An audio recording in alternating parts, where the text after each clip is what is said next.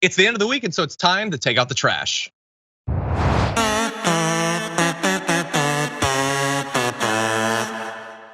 My garbage person of the week is actually going to be a corporation, kind of an industry really, but I'm gonna go with, let's say Shell. Take a look at this.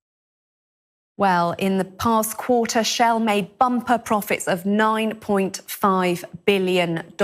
Now, that is slightly less than during their record last quarter when that figure was $11.5 billion, but obviously still a huge amount.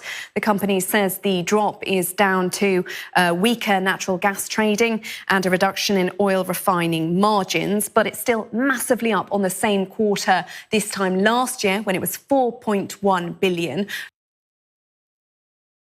So they're garbage because they were pulling in almost $1 billion in profits every single week. They're double garbage because they were making billions in profits last year in that third quarter. They just doubled it this time. And they're triple garbage because after they pull in $1 billion in profits a week, I have to pay a ridiculous amount of money for gasoline while being told that it's just inflation. It's probably because we gave stimulus checks 2 years ago or something. It's not that they're willingly jacking the price up. It's not that at all. But they're certainly acting like that. In fact, they're gonna be taking a bunch of that money and returning it to shareholders. They could lower the price. They're just choosing not to. They're returning it to shareholders. They're gonna be increasing their dividend and buying back billions of dollars worth of shares, and their stock is up, which is great for them. It's not just them, by the way. Exxon profited $19.7 billion, a couple billion more than last year in the same quarter.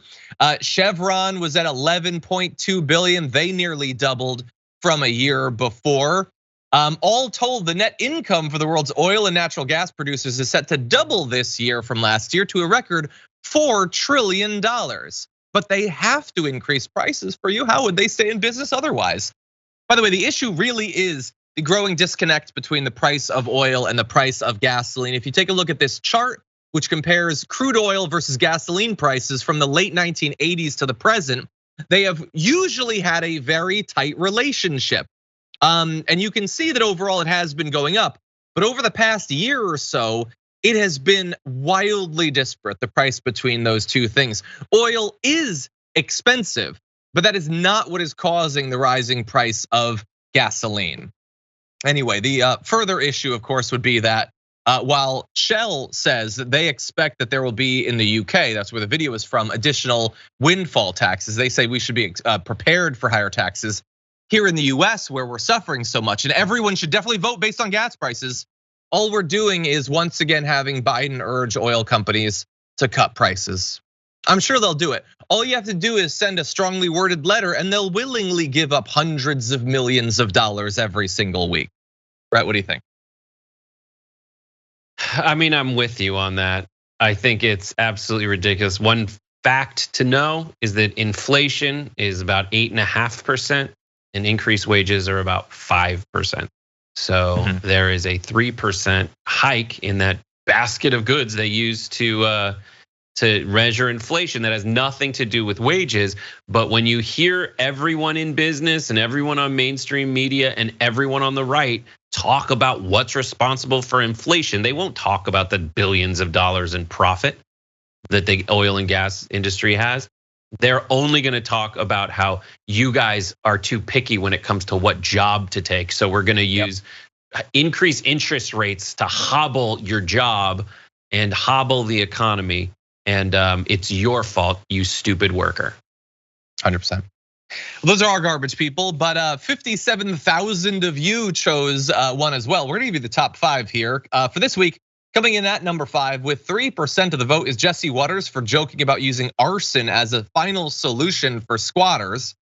Coming in number 4 with 6% of the vote is Ted Cruz for hiding in a supply closet on January 6th while acting like a tough guy.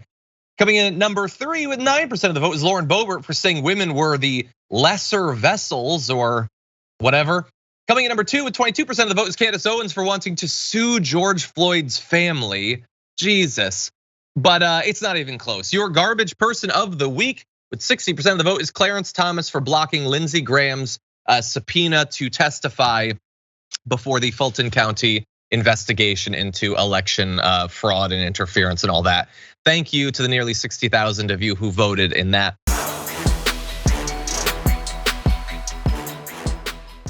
For more political news, breakdowns, interviews, stories of activism, and me trying my hardest to care about the occasional big celebrity news story, subscribe to our YouTube channel at youtube.com/thedamagereport. And you can ring the bell wherever it is so you don't miss anything.